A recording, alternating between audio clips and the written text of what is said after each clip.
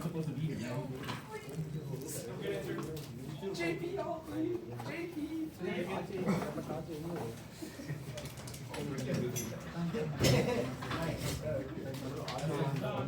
Grumpy old man safe house. Oh, that group that I have. Yeah, that's the best group name ever. Oh yeah, you don't wanna. Yeah, no, I'm sure Read the messages. yeah, it's like you definitely. It's like, you know what? We get a lot of HR calls if you read any of the messages in there. So Okay. Sitting here. All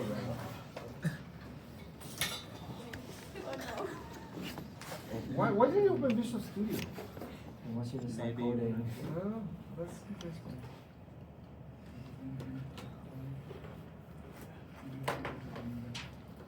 Okay. Remember the tips and quotes, or quotes and tips. Stay away from Levo OneDrive. Yeah, that goes directly to you. Sorry to say that. that's hilarious, bro. Well, it's just because I've seen you struggling with it since last year. Well, OneDrive's the worst. Yeah, but you know what? I did a quick Google search, and I'm not the only one who hates OneDrive. Somebody used the word. What was the word that he used? It's horrendous. Yeah.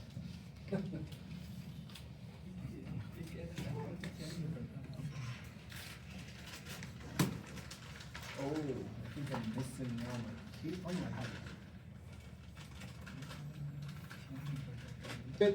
Because this is for the other class, so maybe I should show my board more. Oh! I have to do a bit of a query. Let me see. I think I did this before, but how many of you do not have this board and this guy? So pretty much, okay, so 1, 2, 3, 4, 5, 6, 7. It's like 8 or 10. We might have enough here.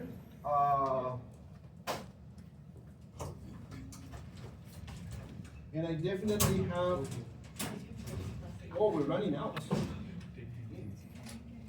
Okay, so I'm gonna have to order more. We need to start using this, particularly this guy, very soon. So I'm gonna make sure, how many do I need? 10? At least. Yeah, okay, so, there were almost 10 left there, but it looks like they've been being handed to more people, and I don't know why. Do you need some cash to order some? Yeah, no, but I'm gonna order, and then, but for the two things, last time it came out to $5, and yeah. Oh, so, shucks. For the two. Yeah, Yes. that's so expensive. Yeah, you know, inflation, no. It's not gonna be about this. Yeah, so I'm gonna put an order right away. So we can. It's all the money I have to my name, man. Yeah, so I'm gonna have to order like 20 at least. I did order also some displays, but those are gonna go probably to 250. We'll see how much we can cover. I'm very optimistic with this course. I feel like we can cover more this time, but we'll see. Okay, so things are starting to get very interesting now, as you can see, and then now we're starting to do more things. And now is the point of inflection, where you actually keep going or you get totally lost. So I hope nobody is in the latter situation, okay? Yeah, so if you feel like you're totally lost, reach out and then I'll try to give you extra help or something. Yeah, but we really need to understand how the bitwise operators work. We need to understand what we're doing with the micro, what is set, clear, toggle, and all that kind of stuff. And we need to be able to create a project, and I cannot stress enough, that's why I wrote all these things here. I would say another one, maybe open the project, not just the main file. When you go in, there's a project file, okay? When we go into our demos, Yes, .em format. Yeah, and then if we open just the main file, chances are that Sager it's also not a good idea just to open Sager and try to look within there like the last projects used, because that creates a mess. We should be able to find our project effectively, okay? And how does that work?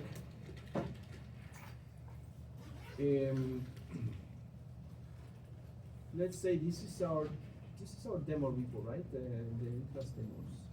So we can go to any of these demos. Let's say these are your projects, whatever, and you should be able to find this Sager embedded project file. Now, if it's not using the icon associating it with Sager, you can still double click it and say open with Sager always.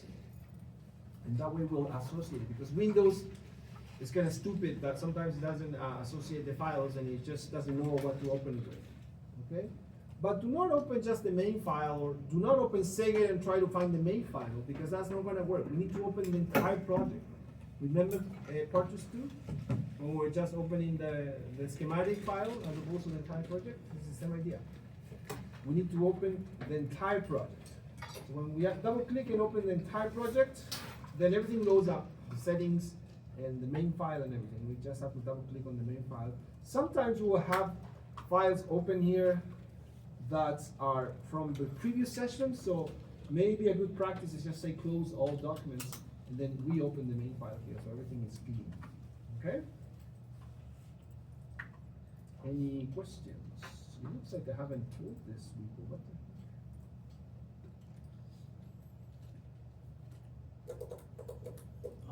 Oh, the last demo that we did, where did it go?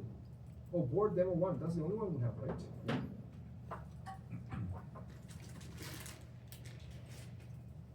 Okay. Yeah. All right. So now I also uploaded the remaining lessons. So not all the remaining, but quite a few to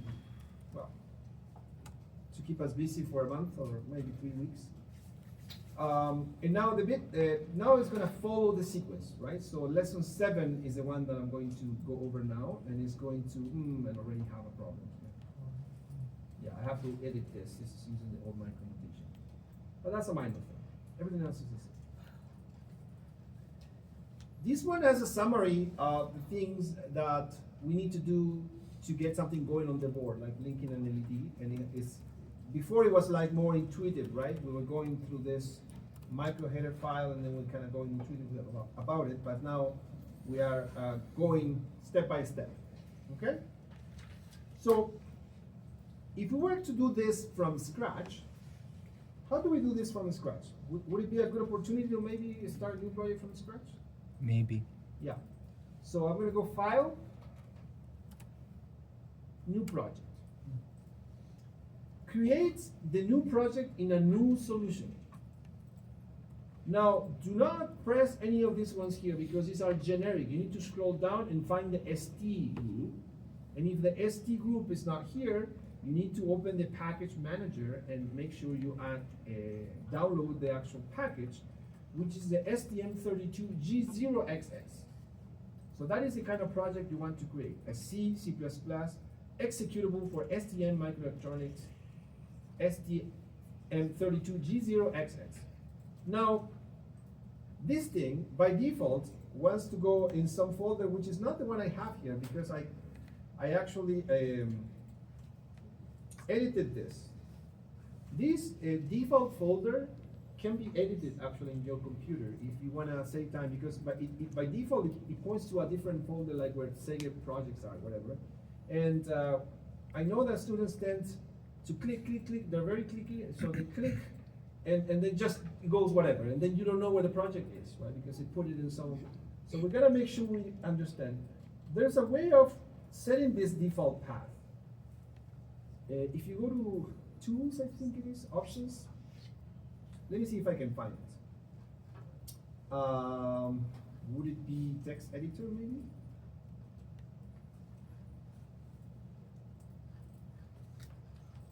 No, maybe not. Environments maybe? Yeah. In the environment, see, if you scroll down in the, again, I'm gonna do the whole process again. Tools, Options, Environment. Then you scroll down, somewhere in here says startup, and it says new project directory. See that I have that edited there? The problem with this is that you cannot set it as a relative path. That would be ideal, because then you make it relative to your repository location, and then it's always the same path everywhere. So you have to hard code it. So I guess if you define this path in your laptop, it's not going to work for the desktop computer. You will have to do it in both places, okay? So in my case, I say, well, I wanted to go to this folder. Maybe I should put this now, is where I have my repo, because I know I'm gonna put all my projects here. So I'm gonna copy this path and paste it here. It's gonna be a bit more specific, okay? So what does that mean? Well, it means that when I create a new project, file, new project, I select executable. See the path here? It's already trying to put it in here, okay? Now, the problem with this is that, remember, Seger does not create a folder for the project for you. You have to create it in advance. So there's a chance that you could do this here. You can do browse, and then let's say you create a subfolder called practice, where you're going to put all your. And so then I'm going to create another subfolder that's going to be called practice 1. Practice 1. And then I select this folder for the path. And now I need to select a name here, which could be the same as the folder, whatever. But this is going to be the name for the project. This is going to be the folder where the project is going to be located. If you don't have this change that I just showed you earlier, you have to navigate the entire path to get to the point where you want to put the project. And I cannot stress enough how important that is, because then your project gets lost in a limbo, right? You cannot find it. Clear to this one? No? Yeah. When you hit next, by default, it will pick the targets that we're using, which is very good. We're lucky now. Before we have to change this guy. You can always change it here and put the actual micro target. Is this one, so you don't have to change anything. If you want to use printf, you have to enable these things, because then if chances are, if you're printing any floats or whatever, or integers with precision, like percentage 04D or 04U, like you show it like in 4 digits, none of this is going to work if you don't have these things enabled. Unfortunately, the defaults for Seger are awful, so it's important to keep this in mind. The rest can stay the same. Compiler, we do want to use the Seger compiler, although I know that the people that come from the Linux environment, they might love GCC, but yeah, Seger is better. Go next, and that's going to automatically generate all those files for me. Next, finish, and that creates my project. And some students I've seen asking like, where's my project? You have to do, just expand that there. Go to the source files, and that will bring up your main file. That has by default this hello world that you can erase. Okay? The reason why I've been copying and pasting the same project is because if I do a new project from scratch, then I have to change all the settings again. Not the previous one, the default location, but the setting for the project, yes, to enable the scanf, the printf, and all that. We able to just like create a template and then save that as a template? Yeah. Can we have That's it what I would load a suggest. new template every time? Or will it always default to the previous? Or is that configurable? No, you can create like a template project, and then you just make a copy of it, and you just have to rename it. That's what Oh, you can't just go to a section that says templates or something, or just I'm not configure so it to sure. actually. Maybe there is some, because there's so many options here that I haven't explored. Import project. Yeah, I This is assume I more can important for a different idea. probably I Google can it later. Look it up. I don't think Yeah. there is an easy way to do it. But No worries. yeah, because when you copy and paste a project, then you need to go here and change the names. So this is my project created from scratch. But later on, I'm going to have to do, when I start using the libraries, I'm going to have to do more configuration here in the preprocessor part. Now, the debugger should be defaulted to JLink, which is good. Now our board is JLink, so we're good there. Okay, and in the JLink settings, SWD, yeah, everything is good there. Okay? All right. So this project is created there in my practice. So I'm not going to use it. I will create a new one for later. So we're going to first review what we did last class, now in a more formal way. Okay? So the idea of this lesson is that we're going to be able to understand how to enable the GPIO clocks. Okay? The micro inside has many peripherals. The GPIOs are one of them. There's also timers, serial communication interface, many other peripherals. The GPIOs are just a group, a small group. We should be able, with the GPIO, to configure the pins as inputs or outputs. That's fundamental. We should be able to write and read from the pins using the registers and bitwise operations. We should be able to write ones, to write zeros, and to read to see if the bit is a 1 or a 0. Remember, the bits can be changed by the software or the hardware if they are connected to a button or anything else. We should be able to blink an LED and respond to a button press. Kudos to Om, who was the one who did the button press. Remember that I left the challenge? Did anybody else do it? You have to enable the PC13 as an input and use the button to change the execution of the program. Yeah. Later on, or oftentimes, I start using those challenges as bonus marks. So it's always good to, and it prepares you well for the exam. Okay, so create a new project for this target. We just did that. Add the CMC device header for the STM32G0, and it's this guy, right? And that was the first thing. I'm going to open the last project because we did this already, so I'm not going to repeat it. But if you look, the first thing that we did here was to include that library, right? This is what is sometimes also called the derivative file, and this is the library that contains all the names for the ports, for all the peripherals, and all the addresses. Okay, that's very important. All the addresses in the memory.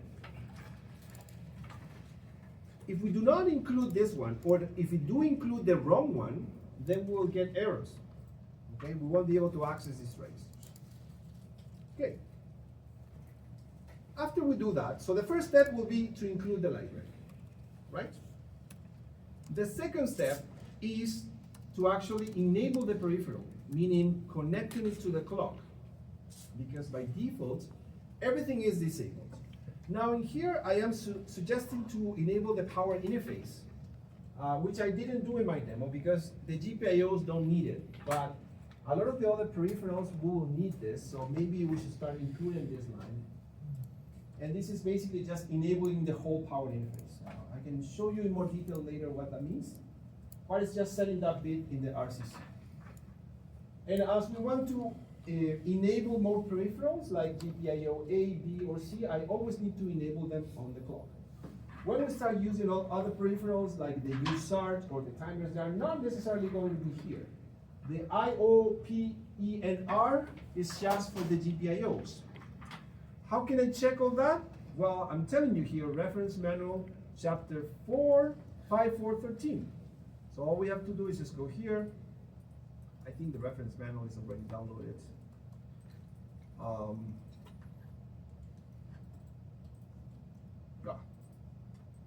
I guess I can always download it again. Again, the reference manual for the micro, where it says MCU resources. Okay, reference manual. We have it here, and then what was the location? 5.4.13. So chapter 5.4.13. See, that's why I put you those item numbers. And this register, if you look, the I/O register only has the GPIOs, nothing else. So the other bits are reserved. All right. So going back here, we enable that. Why? If the clock to a peripheral is not enabled, the registers won't respond. It's like trying to talk to a device that's powered off. I can actually demonstrate that. Remember when we're putting this thing here, the motor and all that, and the bit had to be changing? I'm going to do something intentionally here. I'm going to comment out the enabling of the GPIO-A, and I'm going to run this thing on the board. And this is going to tell you right away that things are wrong. Remember, to enable the registers on the debug, you have to go to the groups and find the one you want to see and toggle it, because by default, everything is disabled, right? So I'm going to go to the GPIO-A, and in the motor register, particularly motor 5, should change from 3, I'm going to show it in binary, should change from 0B11 to 0, because I'm clearing the 2 bits here, okay? So I'm going to step over F10. Oh, I forgot to, yeah, okay, I'm stepping over those. Now, step over 10, nothing happens. Step over 10, nothing happens. So the registers are not responding. The registers for the GPIO-A are not changing. Why is that? Because I forgot to enable the GPIO-A and connect it to the clock. If I now uncomment the line that I intentionally commented out, and I go to this line again, and if you look, right now, so these two are enabled, see, they changed. But most importantly, we go to the motor 5 here, and now when I execute this line with F10, I go a step over, it changes from 11 to 00, and then it changes from 00 to 01, which is what I wanted to do, okay?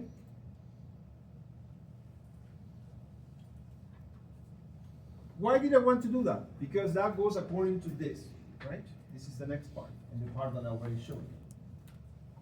The first thing we need to do to use a GPIO pin is to enable it to either input, general purpose outputs, or whatever. Inputs is basically general purpose inputs. If we're pressing a button, it should be inputs. General purpose outputs for driving an LED, for example. Alternate function is for using other functions that we're going to study later, that where the peripheral takes over the pin. You're not actually manually toggling the pin or nothing, the peripheral takes over. Which peripheral? We'll see later. Analog is the default. How do I know it's the default? Does anybody remember? Because if we go to the reference manual, which is where? Here, and we go to the GPIO chapter, which I believe is chapter 7, we go to the registers, and we look for the motor register. What is the reset value? All Fs. Now, what does the reset value mean?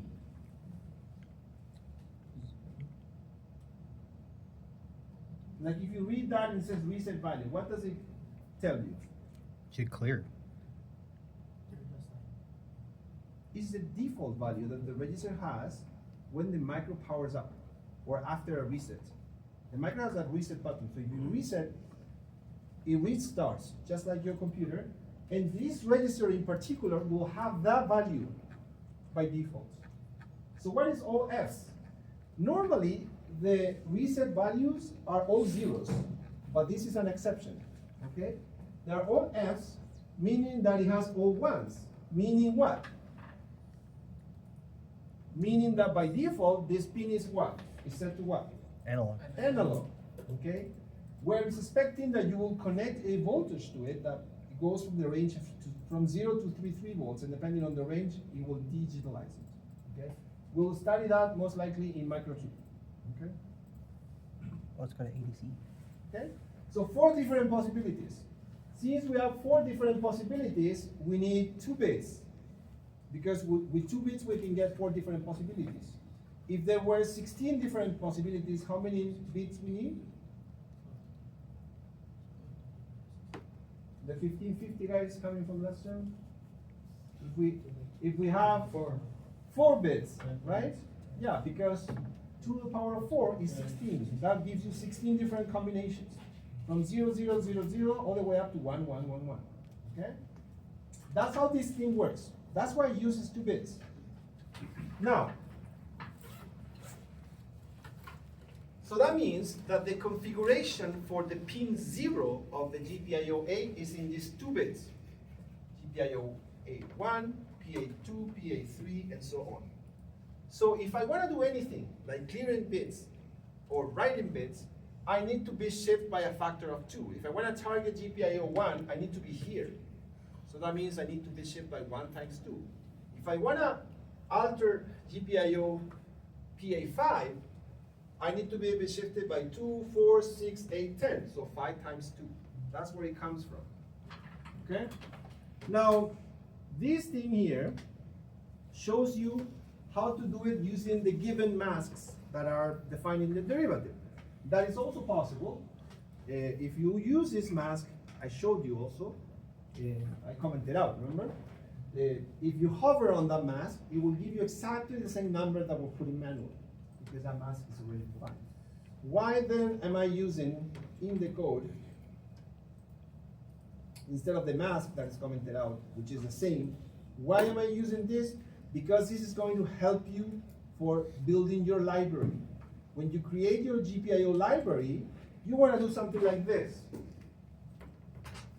You want it to be as simple as saying this. GPIO, a library will be a set of functions, right? Underscore init output. Then you're going to pass in what? GPIO A. The second parameter is going to be 5. So that is going to set your PA5 to an output, right? Just like an Arduino, because Arduino libraries work like that. The problem is that the Arduino libraries, you don't know what's inside the library, okay? Here you know, you're learning real embedded systems. You're not learning something abstracted, right? So you understand what's happening behind the scenes. So that's why you are coding these libraries. That's why we want you to learn this, okay? Now, does this mean that you will always be doing this? Always from everything from scratch? No. Because it's going to be a day when you're going to have to work with a Bluetooth module that if you were to build the code from scratch, it will take you probably an entire year, right? So in that case, you're not going to do that. You're going to use an existing library. But then why do we teach you this? Because since if you do understand this, you can go to that library if there's a bug or anything, and you can understand, at least make sense of what's happening. Oh, this thing needed to change here. The guys that never learned this, never really learned embedded systems, and they just learned to use a given library, okay? Going from this to this is somewhat easy. Going from this to this is almost impossible, okay? That is the difference. All right, so we do these 2 steps to set the pin as an output, okay? And then we talk with LED, and we added some delay here and blah, blah, blah, right? If we commented out this delay, these 2 lines here, and we just left the pin toggling, was anybody curious to see how fast it was toggling? Pretty fast. Let's show it here on the screen. The default's to like. I can see the pin. Oh, the pin is not even going. What the heck? Oh, because it stopped. I put a breakpoint. Okay, why did I close the camera? I don't know. Yeah, I can see it pretty much on. Then if you do need to know how fast is it toggling, what are you going to do? Connect the scope. Excellent. And these scopes are the newest and most expensive scopes that we have. To be very honest with you, not necessarily the best ones. But there are 4 channels. It takes a lot to boot up. That's something that annoys me. Yeah, so I could probably talk about what I did yesterday, and this thing is still putting up. And now I just unplugged. All right. To make it even worse. So easy way to get a ground. Remember, the probe does need a ground. Easy way to get a ground is just going here. You can remove those jumpers safely. Right? There's jumpers here and here. They're both ground. Then I'm going to connect this to the probe right there. And I'm going to hook up where? PA5. Where is PA5? Well, we're going to take a look.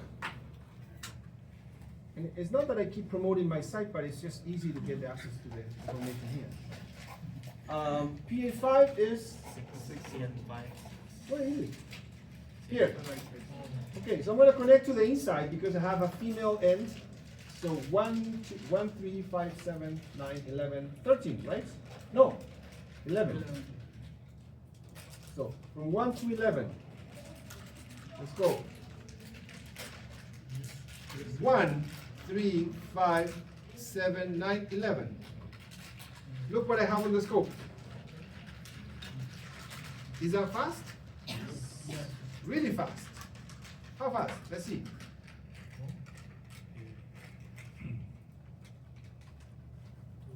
Who can tell me how fast is that? Oh.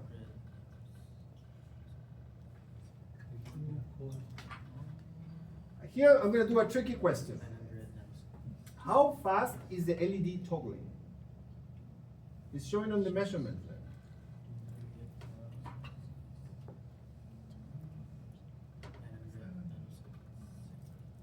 Is it 500 nanoseconds or is it 1000 nanoseconds? 1000?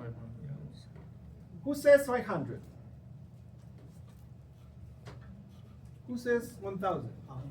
1 Oh, millisecond. you're saying both? That's not fair. I wanted to see the split. Well, here's the thing. The reality is that the toggling is actually toggling the state from low to high or high to low. So every time I see a change, there's toggle. Now the fact that the period is this, but it takes 2 toggles to build a period. So the period is not what I'm interested in, which is why I see the positive width. The time that is really taking for that thing to toggle is 500 nanoseconds. It shows, it fluctuates, but I'm pretty sure that's a scope issue. We should expand this, and it should be more or less stable, 500. Okay? All right. Any questions up to this point? Now, does anybody know, or did I talk about how fast is this micro? How fast does it run? You mentioned it as an aside. Yeah. Do you remember? So the 16 megahertz. Excellent. What does 16 megahertz mean?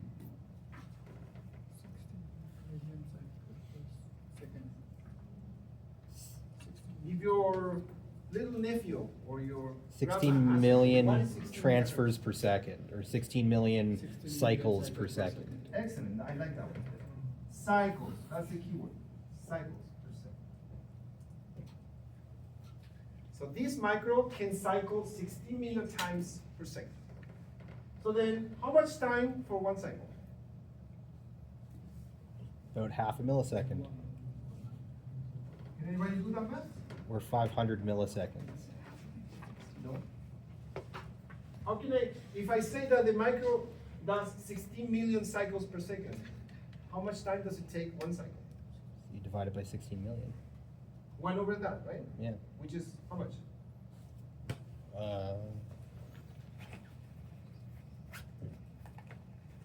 You're just expecting me to do that because this is I didn't know I was doing math today. 62.5 nanoseconds. All right.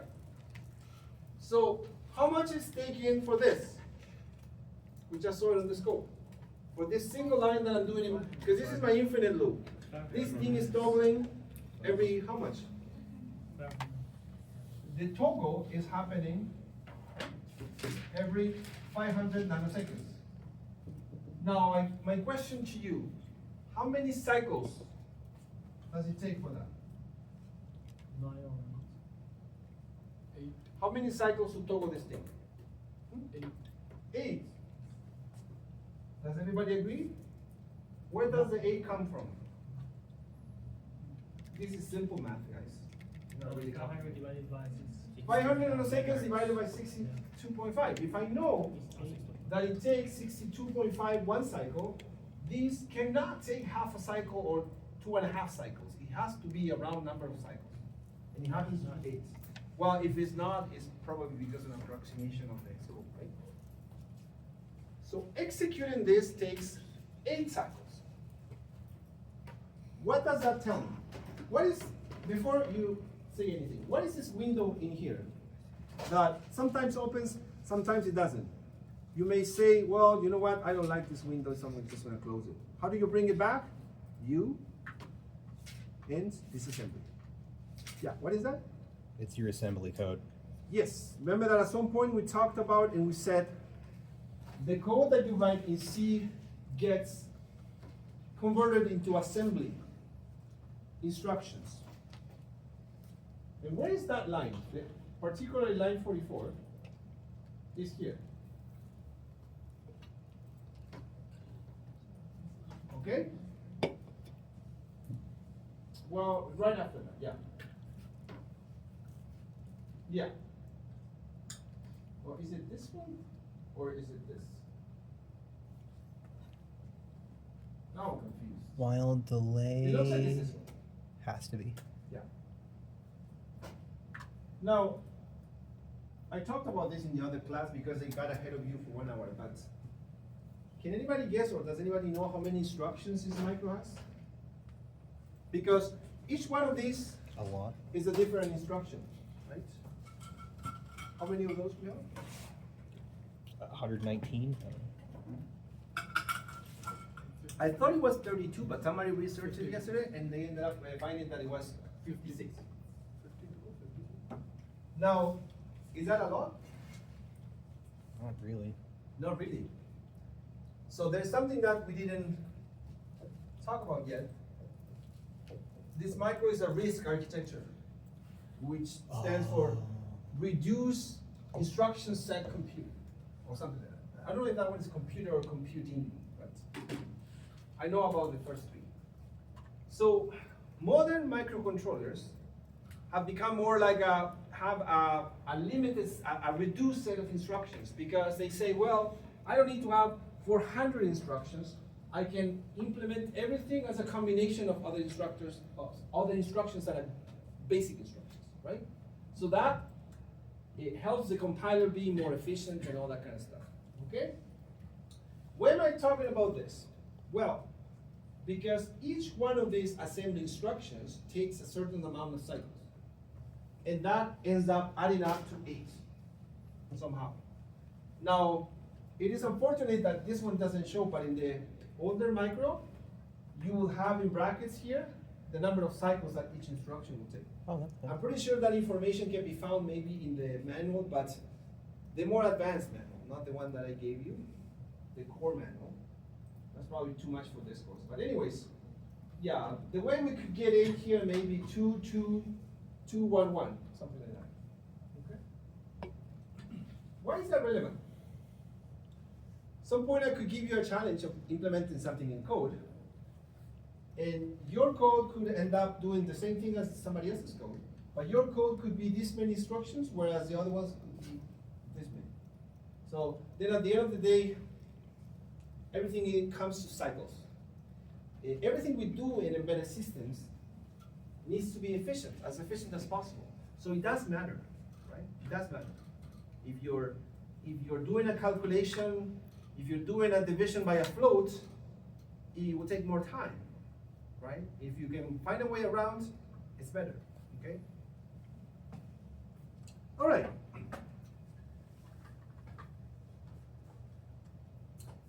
How can I make it so, okay, let's change this delay now. We're scoping this signal, right? We're gonna change this delay, and this is related to the assignment that's coming. We're gonna change this delay to 1,000 times. Okay?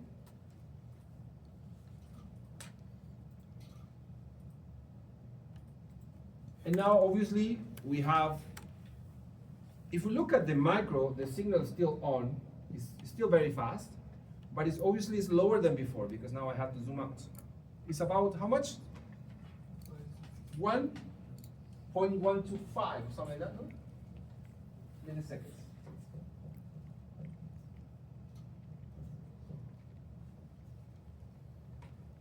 Okay.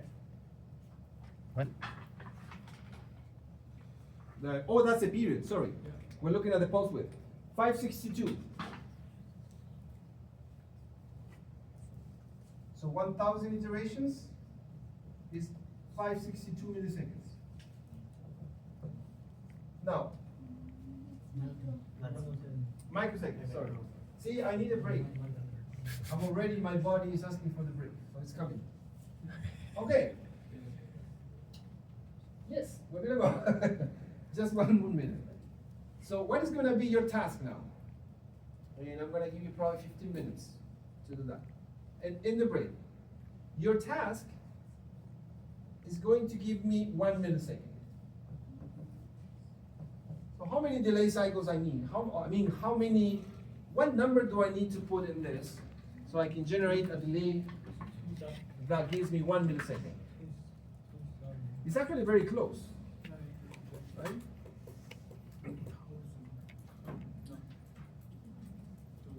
Yeah, so the idea is that you implement it and you show it to me when you have it ready. It's the same code. I just want to see the pin on the scope, and I want to see exactly, or as close as possible, to 1 millisecond. Okay? 1,000. But we can take a break for sure.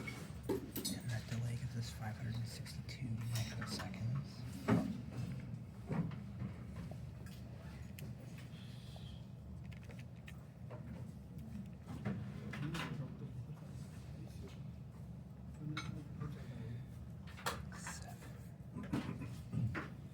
It will be like 1779.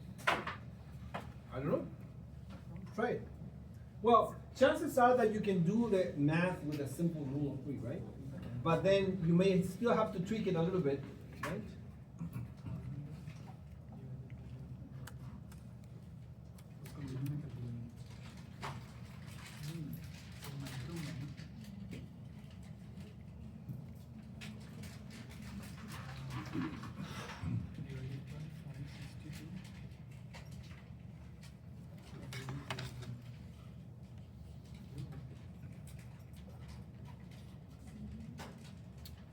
How would I determine that without a scope? Hmm? How would I be able to determine, like, to prove this here without a scope? You don't. You have to use a scope. Okay, great. But you can move to the bench and you use a scope. If you don't have a URL discovery, for example, you can just move with your laptop to the bench and use a scope. Right? If you want to use a laptop, otherwise you use a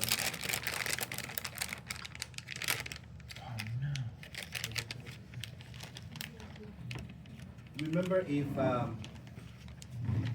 we're interested in eventually becoming an embedded system developer, we need to know how to use this tool properly. Very proficient in this. I don't think I heard one. But it might be in the other room, right? Oh, your board is brand new. Hasn't been working. Well, I just keep putting it back in the bag, but now I've done this, and I don't wanna like bring the things out, so I cut out just the,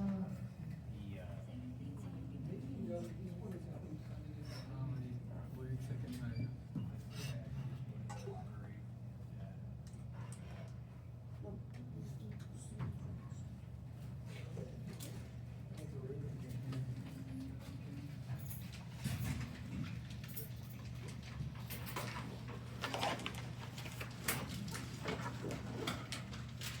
One millisecond already?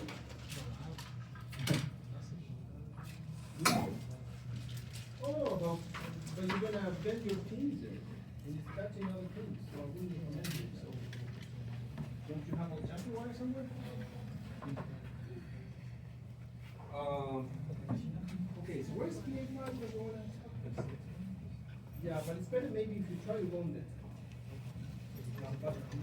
But carefully, I don't really like that. I would rather you using work at 1 millisecond. Now imagine I am someone requesting this for you. I want to be able to delay for X milliseconds. Basically, I can just give you whatever number, and you should be able to easily. If I give you 25, it should be very easy to give me 25 milliseconds. If I give you 51 milliseconds, if I give you 7 milliseconds. So I am intentionally omitting some information here. So you should be doing your thinking and trying to realize what is it that I'm missing here. How would you do this in C#, for example? If you already know how to delay 1 millisecond, how can you delay X milliseconds? 1780x. Hmm? 1780x. Multiply it. That could be, but the problem is that eventually the number could become too big and do not fit. And in this case, we're lucky enough because we're using uint 32, right? But if we were using uint 16, we can only go up to 65,000, 65,535.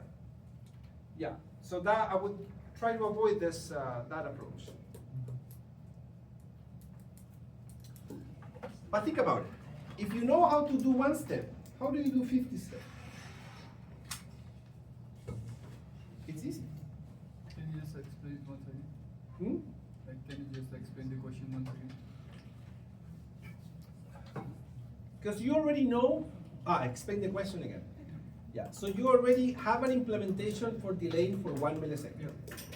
Now I want you to be able to, in your program, implement easily a delay for whatever milliseconds, like 35, 27, 15. How can you write code that is reusable and can actually delay for whatever milliseconds? How would you do it?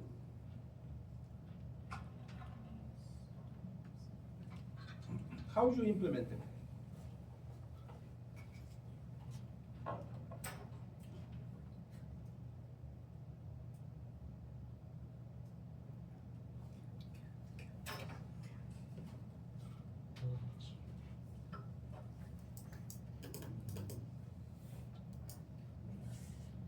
Think about it. What if we, You already know how to delay for 1 millisecond. what if like we do delay equals to delay minus x instead of minus delay? I think the code for delaying for 1 millisecond should not change at this point. Because you already know how to delay for 1 millisecond. Now, if you want to delay for 25 milliseconds, what do you need to do?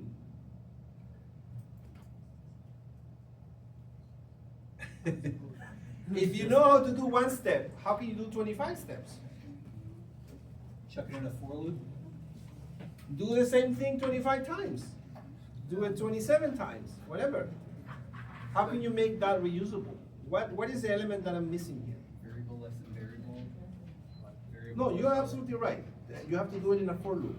But then how can I make this modular so I can give it whatever number and it delays for whatever milliseconds? What is the thing that you use? What is the structure that you use to do that? Well, not the structure, the statement of the code implementation. The input. Yeah, In and C they- Sharp, we'd have a console input. We'd want to type in a number. Oh, yeah. And have Okay. it save. Okay, but let's say that the input could be coming from anywhere. From the same program, from wherever. Not necessarily from the console. So we'd want to almost set up like an if statement to like sniff out if there is some information on one of the pins. Okay, so I'm gonna have to give the answer, or partially. Did you guys discuss methods in 1300? Yeah. Okay. So you'd So what set up do you a need? function library specifically to get that done for you, wouldn't you? You could just use a function that takes a parameter and then does a thing in a for loop. Like if it takes a 25, it does it 25 times. If it takes a 15, it does it 15 times. Okay? Now, how do you implement functions in C? It's not as simple as in C Sharp, but it's on my site, on the lesson. Yeah. I just want you guys to explore it before I talk about it. I'll talk about it formally next class. But I really want this class to be more interactive because you guys need to start digging deeper. So we don't need to care about the cycles, we only need the function for minutes. Well, yeah, because eventually if you say 5 seconds, that is what? 5,000 milliseconds. I'm not going to ask you to delay for 1 million Delay seconds. MS. It's delay MS. Delay MS. Yeah, you can call it. Yeah, let's make some convention here. Yeah, let's call it delay underscore or delay MS. Yeah. In fact, in the site it's already shown there. Look at the site.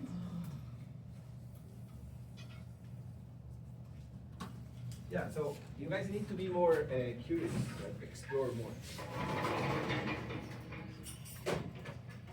I think I'm about time to talk. I need a time machine that could give me 28 hours in a day.